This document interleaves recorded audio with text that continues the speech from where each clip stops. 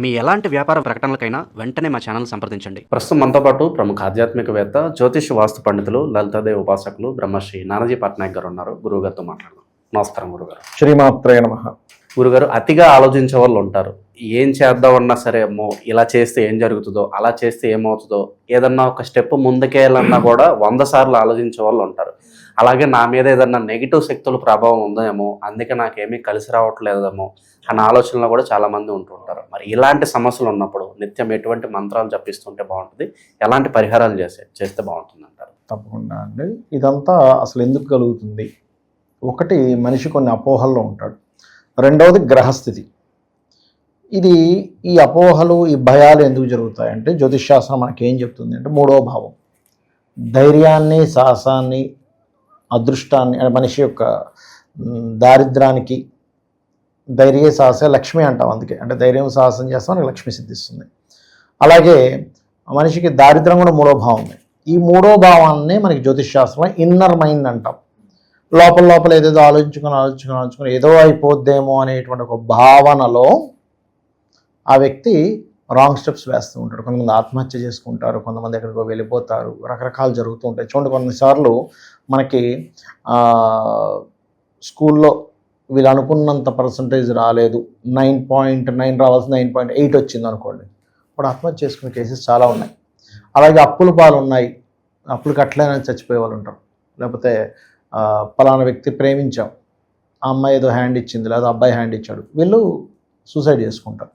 అంటే ఏమిటి అంటే, దీన్ని ఓవర్గా థింక్ చేయడం. మీరు ఇందాక అన్నారు చూసారా, ఏవో ఎక్కువ థింక్ చేసేస్తున్నారండి. ఇది ఎందుకు జరుగుతుంది అంటే, రాహు ప్రభావము, 3వ భావం బాగోపోవడము, లేదా ఇక్కడ చంద్రుడు పాడవడం. చంద్రుడు పాడైతే కూడా మనిషి పిచ్చివాడు అవుతాడు. ఓవర్ థింకింగ్, ఎందుకంటే చంద్రమా మనసో జాత, మనసులో ఓవర్గా థింక్ చేస్తూ ఉంటాడు. దీన్ని మనం ఈ 3 విషయాలని, ఇంకా చెప్పాలంటే పంచమాధిపతి, చతుర్థాధిపతిని కూడా విషయాలను తీసుకొని పరిశీలన చేయాలి. ఈ 4-5 విషయాలు కనుక ఎక్కడ ఎక్కువ స్పాయిల్ అవుతూ వస్తుంటే, అంత మనిషి అగ్రెసివ్గా ఏదేదో ఆలోచించుకుంటూ తప్పుడు దోవలోకి వెళ్ళిపోతూ ఉంటాడు. దీనికి శాస్త్రంలో కొన్ని టెక్నిక్స్ ఉన్నాయి. ఇప్పుడు నేను మీకు జనరల్గా ఒక జనరల్ టెక్నిక్ ఒకటి చెప్పి శాస్త్రంలో మంత్రం చెప్తా. మీకు ఏ సమస్య ఉన్నా గుర్తుపెట్టుకోండి, ఫస్ట్ దాన్ని పేపర్ మీద రాయమని చెప్తారు. మీరు పేపర్ మీద దాన్ని రాయాలి. రాసి ఈ సమస్య ఈ భూమి మీద ఎవరికి లేదా అని రాసుకోండి. అప్పులు ఉన్న వాళ్ళు ఉంటారుగా, ఏం మార్కులు తక్కువ వచ్చిన వాడు ఉండడా భూమి మీద? చెప్పండి. లవ్ ఫెయిల్యూర్ అవ్వని వాడు ఉండడా? రోగం రాని వాడు ఉండడా? చెప్పండి. ఉంటారుగా. అంటే నీకున్న సమస్య కొన్ని లక్షల మందికి ఉంటుంది. నువ్వు ఒక్కడివే కాదు, ఈ భూమి మీద నీ ఒక్కడికి సమస్య ఉందని ఫీల్ అవుతున్నావు. రైట్? రాస్తే అవునా కాదా మీరే రాసుకున్నా, అవును అందరికీ ఉంది. అప్పుడు మీ మైండ్కి ఏమవుతున్నారు, సబ్కాన్షియస్ మైండ్కి మీరు ఆన్సర్ ఇస్తున్నారు. ఈ సమస్య జీవితాంతం ఉంటుందా, తొలగిపోతుంది? జీవితాంతం ఉండే సమస్య గురించి అయితే మనం ఇంకా ఆలోచించక్కర్లేదు, వదిలేయడం బెస్ట్. ఇప్పుడు ఒక్కొక్కరికి ముక్కు చాలా చిన్నగా ఉంటుంది, లేకపోతే ముక్కు పెద్దగా ఉంటుంది, లేకపోతే కొంతమందికి ఇంకేదో ప్రాబ్లం ఉంటుంది, సంథింగ్ బాడీలో, చెయ్యి వంకరగా ఉండడము, లేకపోతే పొట్టిగా ఉండడము, బాగా పొడవుగా ఉండడము, రకరకాలు ఉంటాయి కదండి. నల్లగా ఉండడము, బాగా తెల్లగా ఉండడము, లేకపోతే ఏదో ఒక డిజీజ్ ఉంటుంది, జీవితాంతం ఉంటాయి. అది జీవితాంతం అనుభవించాలా, దీనికి మందు లేదా, లేకపోతే దీనికి ఈ టైం కల్లా అయిపోతుందని రాసుకోవాలి.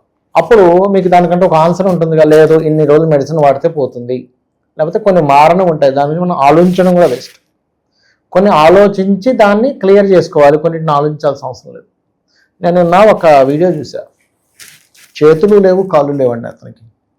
ఇక్కడికి కాళ్ళు కట్టు, ఇక్కడికి చేతులు కట్టు. ఆ వ్యక్తి ఒలింపిక్ గేమ్స్లో ఎన్నో గేమ్స్లో ఫస్ట్ ర్యాంక్ వచ్చాడు. స్విమ్మింగ్లో ఫస్ట్, అదేదో థ్రోయింగ్ అంటారు, ఇట్లా రాయి రేట్, దాంట్లో ఫస్ట్. ఎన్ని వచ్చాడో అసలు. మీకు ఆ వీడియో పంపిస్తా ఒకసారి. షాక్ నేనైతే. అరే, కాళ్ళు చేతులు లేకుండా మనిషి ఇన్ని సాధించాడంటే, అన్ని కాళ్ళు చేతులు ఉండి మనం ఎందుకు భయపడాలి? అవునా కదా? సో ఇలా ఎప్పుడైతే మనం రాసుకున్నామో మన సబ్కాన్షియస్ మైండ్కి ఒక ఆన్సర్ వెళ్తుంది. అప్పు ఉంది, అప్పు ఎంతకాలంలో తీరుతుంది, లేకపోతే నేను చదవలేకపోతున్నా, ఏం చేస్తా నేను చదవగలను. కొంతమంది పిల్లలు చదవకపోతే తల్లిదండ్రులు పిచ్చెక్కిపోతారు. ఏమిటి, అయ్యో వీడు చదవట్లేదు. ఏం చదవకపోతే, ఇప్పుడు చదవనంత మాత్రం చేత జీవితం ఏం అయిపోదు కదా. యావరేజ్ మార్కులు వచ్చాయి, ఏం తర్వాత కెరియర్ బాగుంటే, ఇప్పుడు బాగా ఫస్ట్ ర్యాంక్ వచ్చిన వాళ్ళందరూ బాగున్నారా? ఇవి ఫస్ట్ పేపర్ మీద రాసుకోండి. నేను ఎందుకు పేపర్ మీద రాసుకోమంటున్నానంటే, పేపర్ మీద మీరు రాసే ప్రతి వర్డ్ మీ సబ్కాన్షియస్ మైండ్కి కనెక్ట్ అవుతుంది. మీ సబ్కాన్షియస్ మైండ్కి ఎప్పుడైతే ఆన్సర్ ఇచ్చేసారో మీరు కూల్ అవుతారు. దీనికి ఎప్పుడైనా సరే మనం రకరకాల వికారాలు మనిషి యొక్క ఆలోచన బుద్ధి రకరకాలుగా వెళ్ళిపోతున్నప్పుడు దుర్గానామం చేయడం చాలా అద్భుతమైనటువంటి మంత్రం. దుర్గానామం చేయాలి. మీరు ఎంత దుర్గాదేవిని కనుక ఆరాధిస్తూ ఉంటే మీకు అంత బాగుంటుంది, గుర్తుపెట్టుకోండి. ఓం దుమ్ దుర్గాయ నమః చాలు.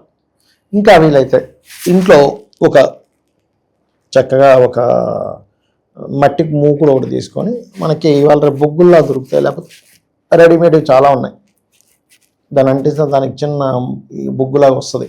దానిలో సాంబ్రాన్ని వేస్తూ 21 సార్లు కానీ 41 సార్లు కానీ 108 సార్లు కానీ ఓం దుమ్ దుర్గాయ నమః ఓం దుమ్ దుర్గాయ నమః అని వేస్తే, ముందు మీరు ఏదైతే ఇల్యూజన్లో ఉన్నారో, ఇది తప్పితే ఇంకో జీవితం లేదని ఒక ఇల్యూజన్లో ఉంటారు, ఇది అయిపోతే ఇంక అయిపోయింది నా జీవితం అంతా అయిపోయిందని ఒక ఇల్యూజన్లో ఉంటారు. ఆ ఇల్యూజన్ అనేటువంటిది పూర్తిగా తగ్గుతుంది. అదేవిధంగా ఇలాగ ఎక్కువ ఇల్యూజన్స్లో ఉండేటువంటి వారు దుర్గా ఆలయాలకు వెళ్తుండాలి. మనకి విజయవాడ దుర్గాదేవి ఉంది, అక్కడికి వెళ్ళొచ్చు. దుర్గా లాకెట్ వేసుకోవచ్చు. చిన్నపిల్లలకి ఒక్కొక్కసారి ఇలాంటి ఇల్యూజన్స్ ఉన్నప్పుడు వాళ్ళకి ఆ లాకెట్ వేయచ్చు. చిన్నపిల్లలు చేసుకోలేరు, ఇప్పుడు పెద్దవాళ్ళు వాళ్ళ పేరు మీద చేయొచ్చు. ఇట్లా సంకల్పం చెప్పుకొని ఓం దుమ్ దుర్గాయ నమః. కాకపోతే వాళ్ళకి ఒక ఏజ్ వచ్చింది చేయగలరంటే వాళ్ళతోనే ఆ యొక్క ప్రక్రియ కనుక చేయించినట్లయితే ఖచ్చితంగా బాగుంటుంది. అయితే ఇలాంటి ఇల్యూజన్స్ పెరగడానికి వాస్తుపరంగా కూడా కొన్ని దోషాలు ఉంటాయి. నైరుతి బాగా ఓపెన్ అయింది అంటే నైరుతిలో 2 కిటికీలు పెట్టేసి పెద్ద పెద్ద బాల్కనీస్ పెట్టేసి ఓపెన్గా పెడతారు. అది మనిషిని ఒక రకమైనటువంటి పిశాచ బాధలకు గురి చేస్తుంది. ప్రతిసారి ఆ వ్యక్తికే దోషం ఉండాలని రూల్ లేదు. కొన్ని పిశాచ బాధలు కనెక్ట్ అయినప్పుడు కూడా వాళ్ళకి దోషం వస్తుంది. సో ఆ రకంగా కూడా ఉంటుంది. కాబట్టి ఈ ప్రక్రియ కిటికీలు నైరుతిలో ఉండేటువంటి కిటికీలు ఎక్కువగా తెరిచి ఉంటకుండా ఎప్పుడు మూసించి కాస్త ఎల్లో ఆర్ క్రీమ్ కలర్స్ ఆ రూమ్లో ఉంటే కనుక ఇబ్బంది అనేటువంటిది రాదు. మంచి విశ్లేషణ అందించారు, ధన్యవాదాలు. శ్రీమాత్రే నమః.